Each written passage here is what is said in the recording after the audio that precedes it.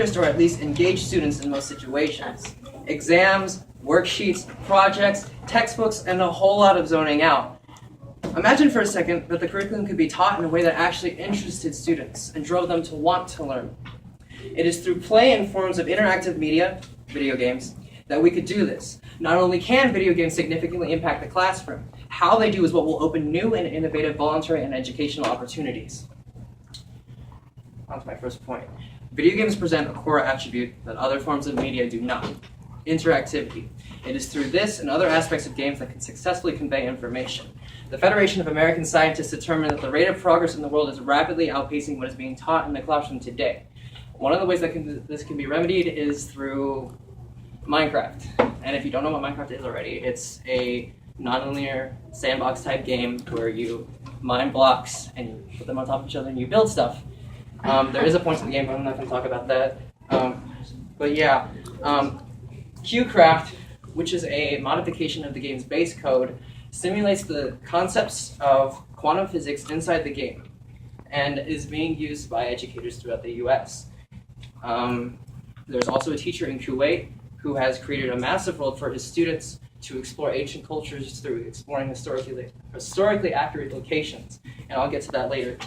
Games also provide a sense of agency. Daniel Floyd, a speaker on Extra Credits, which is a video lesson series on YouTube, says, "A lack of agency can manifest itself in numerous ways. Students feeling like they don't have an option to go to college, the perception that pregnancy is something that just happens, or students feeling like they simply have no power over the life path and choices that their parents make for them. A sense of agency isn't a binary thing. It's a scale. The more agency you feel over your life, the better you tend to do, and the more ambitious goals you tend to be willing to set for yourself." See, in a game, the cycle between choice and result is generally much shorter than that in life, and much more clearly indicated. In the game, the player tries something, fails, tries something new, and keeps making new decisions until they succeed. Games teach us that different choices have different outcomes, and we affect the decisions that we make. A good example of this is a school teacher in Norway is using the Walking Dead video game to teach ethics to his students in his religious studies class. Because The Walking Dead is a game that specifically centers itself around agency and making tough moral choices. On to my next point.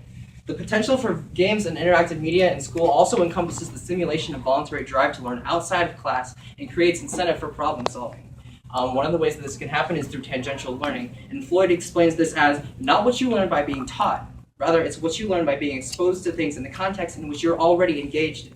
It's the idea that some portion of your audience will self-educate if you can introduce them to topics in a context that they already find exciting and engaging. Examples that could include wanting to become an aerospace engineer after they watch Star Trek, or playing a game about stopping an epidemic in the world, actually triggering a legitimate interest in the subject. See, genuine curiosity and motivation will always trump the fear and threat of punishment. Right now, we're using a grading system that is essentially demotivational and sets up a reinforcing feedback loop for failure. Today, students first walk into a classroom or approach new assignments thinking of themselves as having an A+. And from there, with every mistake, there's nowhere to go but down. We need to recontextualize grading. In games, we've learned that progress encourages progress, and the human desire for efficiency is a far stronger motivator than the fear of falling further from one's goal. A good example of this is the previously mentioned World of Humanities, which is a massive Minecraft world with historically accurate locations, and it's a play off of World of Warcraft, which you should know what that is too. It's essentially a world where students can go around and explore and meet characters from the time periods and help get answers on their tests through carrying out quests or uncovering secrets and all that stuff through an environment that they actually like.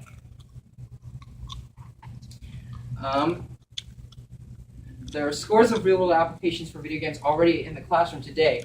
Minecraft EDU is an officially licensed modification for Minecraft that is completely dedicated for use in the classroom.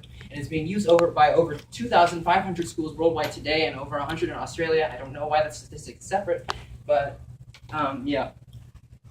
The Code.org Foundation, which is dedicated to teaching students across the US the basics of computer science, recently enacted its Hour of Code, which is basically an initiative to teach students as young as 5 the basics of programming, all the way up to technology technologically challenged high schoolers, and it has been very successful today. Quest to Learn. This is a school based in New York that is based entirely off of play and interactive media. Imagine Exchange City if you were here in elementary school. That's basically what this place is. They have their own thing called Creepy Town, where they mix interactive media with live simulation. Students are travel agents, and they go around and they budget their trips, they blog about their travels, and a bunch of this other stuff. And it's a lot more fun than a textbook. Okay, quick thing about the opposition. The adverse effects of video games are brought up a lot when coming against putting games in education. It's as if to say that if we were to put games in school, everything that we know about discipline and discernment and responsibility is thrown out the window, and that's simply not true. Just because we put games in school doesn't mean that we can teach them how to use it in a way that is not going to be destructive to their lives. Another example would be poor implementation. In the past, people have tried to make video games and have them educational, but it's really boring. Floyd expands on this. The instinct to play is the most basic, innate, and natural way for us to learn, but a big part of that is something we think we choose to do. Unfortunately, this isn't fully part of a collective thinking on games and education in the US. The general idea seems to be that we will build games, we'll put them in schools, kids play them in class, and things will get better. It doesn't really harness the full power of games. Play has to be an act of volition. Possibilities for the live application of play, interactivity, and tangential learning presented barely scratch the surface of all the changes that can be made. Because of the medium itself, games can convey and inspire ideas that people could never have conceived before. It opens up a broader scale for ingenuity and creativity, which will in turn usher in an even more rapid rate of progress. As technology grows to be a fundamental part of education, so will active play in tandem with a very efficient new standard. It will be far from perfect. And again, nothing ever is, but as humans, we do our best to overcome the imperfections. And a radically different system of education with interactive media, carefully and eloquently integrated within it, is precisely how we go about it.